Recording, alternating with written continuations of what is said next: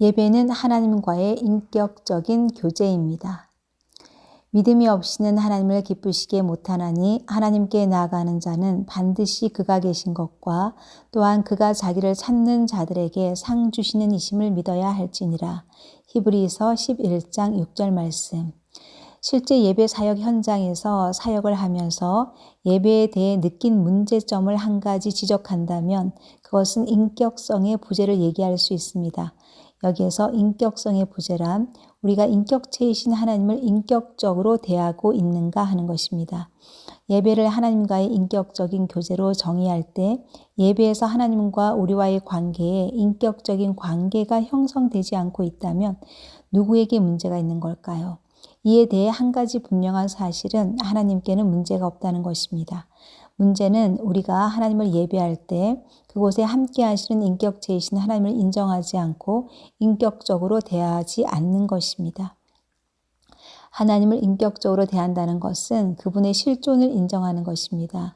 우리의 시선을 그분께 맞추고 한 분이신 하나님께 우리의 마음 전부를 드리는 것입니다.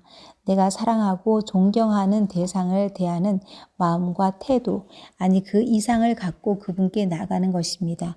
이것이 하나님께 나갈 때 우리가 마땅히 지녀야 할 태도이자 믿음입니다.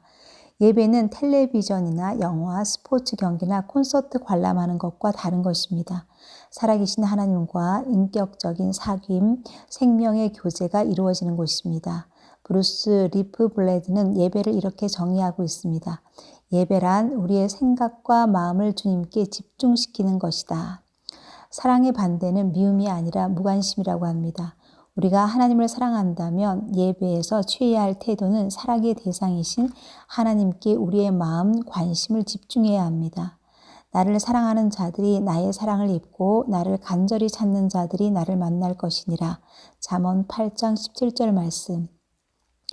예배는 어떤 공식이 아닌 인격과 인격이 만나는 자리입니다. 하나님과 인격적인 교제를 갖고 누리는 자리인 것입니다.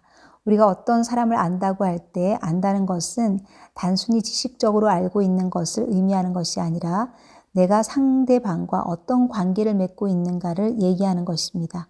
우리는 텔레비전, 라디오, 신문, 인터넷과 같은 대중매체를 통해 대통령이나 좋아하는 스포츠 선수, 인기 있는 가수나 연예인에 대한 정보를 얻을 수 있습니다. 그 사람의 출신 배경, 가족상, 심지어는 키와 몸무게, 좋아하는 음식에 대해서도 알 수 있습니다. 하지만 그런 지식이 있다고 해서 그 사람을 안다고 할 수는 없습니다. 그것은 일방적인 것으로 그 사람이 당신을 한 번도 만난 적이 없고 당신에 대해 알지 못하기 때문에 두 사람 사이에 인격적인 관계가 성립될 수 없기 때문입니다. 누군가를 안다는 것은 그와 어떤 관계를 맺고 있는지를 뜻하는 것입니다. 마찬가지로 우리가 하나님을 안다는 것은 하나님에 대한 지식이나 정보로 그분을 아는 것이 아니라 그분과 어떤 관계를 맺고 있는가를 의미하는 것입니다. 사랑하는 두 사람이 사귐을 가질 때 인격적이고 친밀한 관계를 형성하기 위해 가장 중요한 것은 자주 만나야 합니다. 함께 시간을 갖고 마음을 나누는 과정을 통해 서로를 알아가게 되고 깊은 관계를 맺는 것입니다. 하나님과의 관계도 마찬가지입니다. 하나님과 인격적인 사귐을 위해 가장 중요한 것은 날마다 우리의 모든 삶에서 살아계신 하나님을 인정하고 그분께 나가 그분과 함께 시간을 가져야 합니다.